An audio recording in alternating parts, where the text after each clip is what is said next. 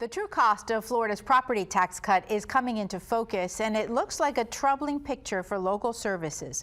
New official estimates put the statewide hit to local government near $5 billion in the first year. It climbs to nearly $12 billion annually within 5 years. These projections come from a state revenue estimating conference. Here at home, Hillsborough County alone could see a potential loss of more than $350 million a year. The measure is also facing a court challenge over how the ballot question is worded. Voters will have their say in November.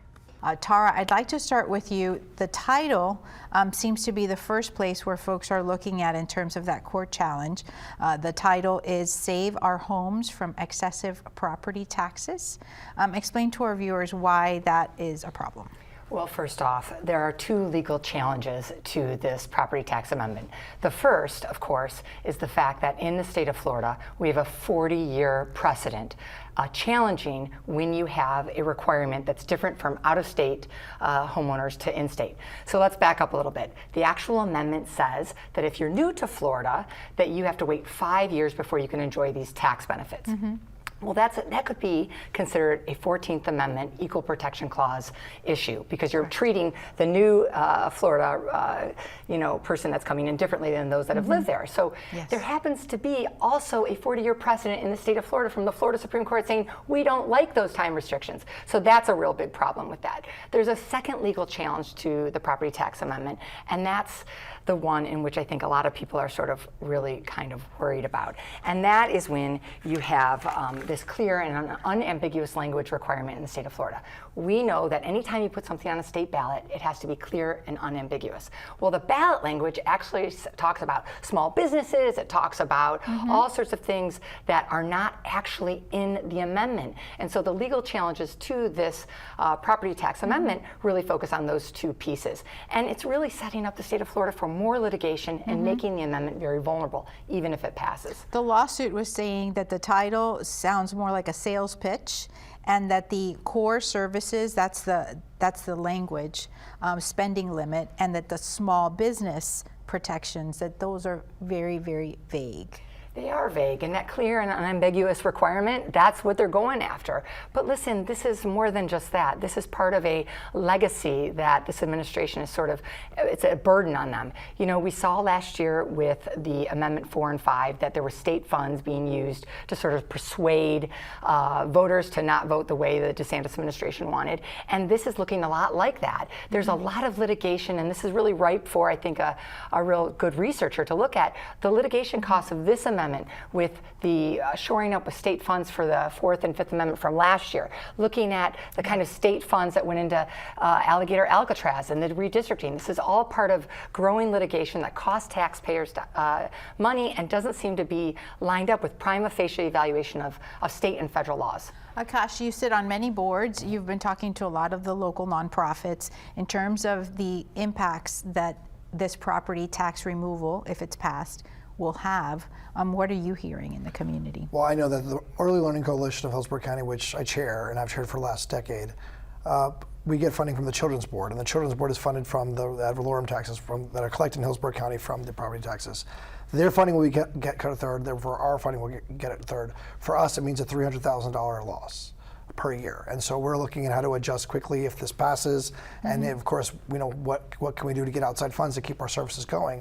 And we're just one of many nonprofits that are most likely to get cut because across the board things are going to get cut. But I do think eventually, if this passes, fees are still going to have to be implemented. So, for a short term, yeah, it'll probably be lower for a single family household, or, but eventually I look like when people cut their cable back in the day and then they have streaming services. Now the streaming services are adding up and you're still paying what you would have paid for cable. It's shifting of the cost.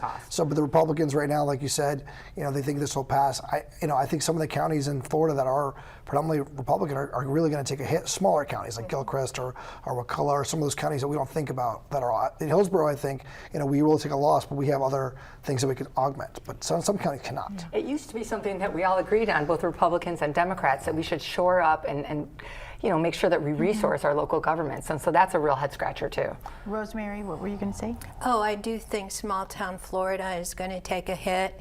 Unfortunately, a lot of folks need property tax relief. But the small counties don't have the commercial base that the coastal communities have, and so the commercial base does not get this tax relief. The people who are going to most benefit are people who've moved here recently and are paying property taxes at the value of the property today. If you've lived in your house for 20 years, your property tax really is not that high because of Save Our Homes put a cap on increases. And so if this goes away now, your sales tax might increase, your fees to use the library or the senior center or the recreational center, the local option sales tax, there are other taxes that are going to be piled on long-time homeowners, which is why they really should think twice about it. One of the things that the governor has said is that this is an opportunity to look at wasteful spending in our government, and that they believe that this is enough to cover the losses. Is that a realistic statement? One of the points I'd like to make is that he really wants to roll back local spending about 5 years, what it was 5 years ago. 5 years ago, the state budget was $91 billion. Today, the state budget is $114 billion. That's a 25% increase in the state budget. And you know, if they're asking cities and counties to cut their budgets by 25%, what about you, the state? But the reality is, since COVID, the costs of insurance, the cost of materials, the cost of labor, we all know that our own costs have gone up. And so while the state hasn't had to tighten its belt, you tighten your belt. You know, cut the gas tax, cut the sales tax if you want to make Florida more affordable. But the reason, the quality of our lives will be affected in our communities. And you know, we'll survive, but the amenities that we all have come to count on will suffer.